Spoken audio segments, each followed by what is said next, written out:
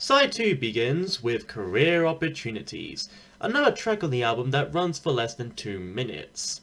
Within the raw drums of Terry Chimes, the guitars of Paul and Mick Jones, and the vocals of Mick and Joe Strummer, there lay very clear lyrics, and relevant ones that, dealing with the social economic state and condition the UK were in at the time. Across its verses, many jobs, careers, and occupations have been brought up, offered, considered, and just flat out rejected by our singer. Everything from being in an office, in a shop, a cop, the army, the RAF, a bus driver, an ambulance man, a ticket inspector, a toy maker, a guy who makes tea for the BBC, to even the guy who opens letter bombs. And funny enough, that last bit was actually apparently inspired by a job Mick Jones had before he completely turned to music, opening up posts and mails to see and check whether any of them were rigged with a bomb or not. Like I said, while the song itself reflects the very period it was made in, where many people in Britain were suffering under massive unemployment or massive underemployment, and whatever job they could get were pretty much either mundane at best or possibly even dangerous at worst. Like I said, open up letters to check for bombs. People nowadays could still relate to the track and its content. I know I do a bit. I'm still in uni and I haven't even got a real job. Unless you count making a sort of weekly web series where you spend a varied amount of time rambling about music and sometimes a comic, anime, cartoon, video game, etc. While occasionally some weird little bit of a storyline is going on.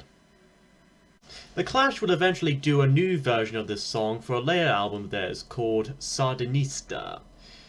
I'll probably talk a little bit more about that version if I ever come around to reviewing that album.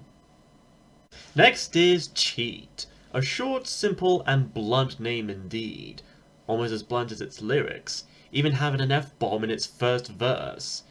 And part of me is a bit surprised we've gone a bit this far with at most a few swearing here or there. Joe starts off stating how he easily gets violent or silent if ever he gets drugged up or effed up. How much he wants to get excitement and get wild and whatnot. As wild as a Thornbury. Then he goes on in the chorus about how sometimes we need to quit playing fair and just cheat. And otherwise, we can never win and get anywhere. I imagine the nerd himself had that in mind whenever he uses the game Genie. Then in the last verse, he warns us not to use the rules, saying they're not for us, but for fools. Rules for fools, am I right? And he calls us fools if we don't know that or didn't know that, and tells us to just use them anyway. So, since we now know such, with him telling us so, wouldn't that technically mean we're not fools anymore? My guess is that constantly sticking to every single rule, every single law, and every restriction and prohibition without taking any risk even once may lead to conformity. Of course, adding to the rebel theme of this album and the 70s punk in general. After all, as some may say, rules are made to be bent or broken.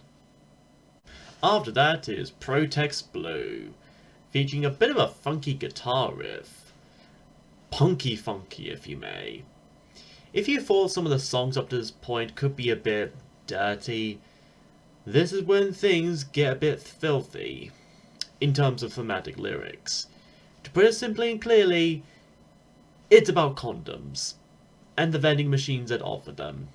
You know what I mean, the ones you find in toilets at places like restaurants and clubs and whatnot.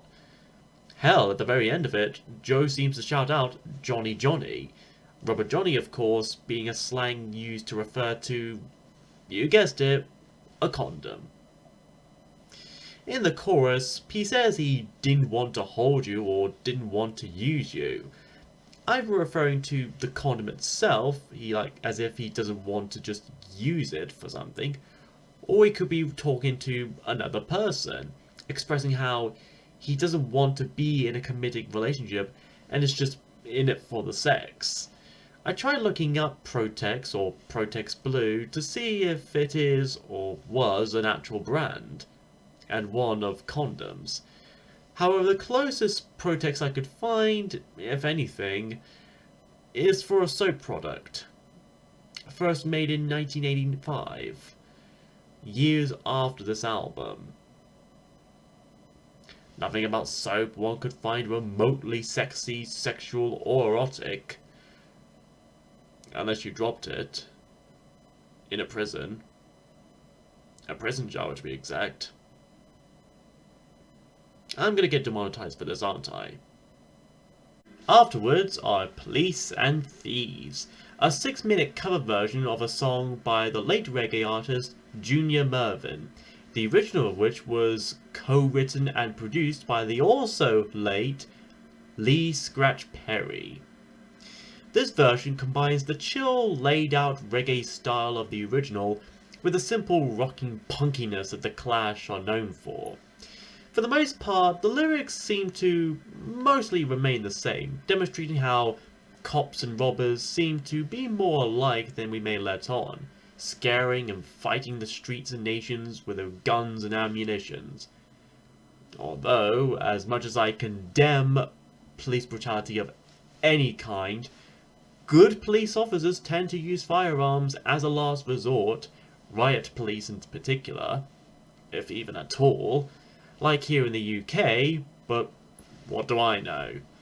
Another reoccurring line is From Genesis to Revelation, which happens to be the name of the debut album by Genesis. Coincidence maybe? Probably. Although, I should review that album as well. Maybe in March 24. Anyways, both Junior Murvin and Lee Perry have expressed disapproval with the British punk version of their Jamaican reggae track as soon as they first heard of it, believing the Clash had ruined and destroyed their music. Purists. However, Perry himself soon apparently lightened up to it and even agreed to work with the band in producing one single of theirs that came out later that year in 77, Complete Control. It's not entirely unknown if Mervyn had also similar changed views, but probably not. And as I might have brought up earlier, this track is just over 6 minutes long, more so than the original, being about 4 minutes long. This is especially ironic since some of the tracks in this album have mostly been among the shortest I've listened to in anything so far, but also long durations are often associated with progressive rock music, and as we all know, punks back then hated that stuff. Or at least they would have us believe, as some, or a lot, turned out to think otherwise. Even Johnny Rotten himself, the king of British punk rock, the king of anarchy, a guy who notoriously wore like a Pink Floyd t-shirt that had the band members' eyes like crudely ripped out in little holes and had the words "I hate" in crudely written felt tip just above the logo. He turned out to be a closeted fan of the prog rock group. So make of that if you will. Make of it if you may. Nonetheless, we would eventually hear a similar mix of punk and reggae used to greater effect with the ska band Madness. Another band I think I really should do a review on. Maybe next Anorak this October if we're lucky. Then we go from the longest track to the shortest, 48 hours. And for a song with a title like that, I don't know whether the fact that it runs for just over a minute and a half is ironic or what. Still though, even with a track this short, there still can be a bit to talk about. And there are here. This hyperactive, joyful rocker is essentially about trying to think of something to do in the weekend, to spend the 48 hours that make up Saturday and Sunday. Like looking for a good time to spend with a random girl in the tube, or just combing around town, maybe looking for some fun and trouble. Or in my case, working on an episode of this show while suffering under procrastination. The chorus itself, as simple as it is also noteworthy as it fully states 48 hours need 48 thrills. So basically one thrill per each and every hour. Must go pretty long each and every time without somehow becoming too repetitive and boring for our little punksters. Anyways, this is another fast, short, yet sweet little rocking tune that you might as well listen to for 48 hours and never get bored of its repetitiveness. And so we end our album with Garageland. Mostly a celebration and embrace on garage bands and garage music in general. A good chunk of the lyrics here were actually inspired by what seemed to be a scathing review that they received after an early live performance when supporting the Sex Pistols, saying that they, and I quote, "they're the kind of garage band that should be returned to the garage immediately, preferably with the engine running," unquote. Bit harsh when you really think about that quote. However, the band were motivated by it and were soon quick to respond to it with this track, right down to the very first two lines. "Back in the garage with my BS detector, carbon monoxide making sure it's effective." Well, considering the band was still alive, I imagine it wasn't so super effective. The later verses in the song might also be influenced by the band's then recent signing up with CBS Records, and the reactions to such a revelation, with many people, critics and fans alike, accusing them of selling out. Which I guess is kind of the point and irony of it, punk bands tending to be anti-establishment, while signing into said establishments and benefiting off them.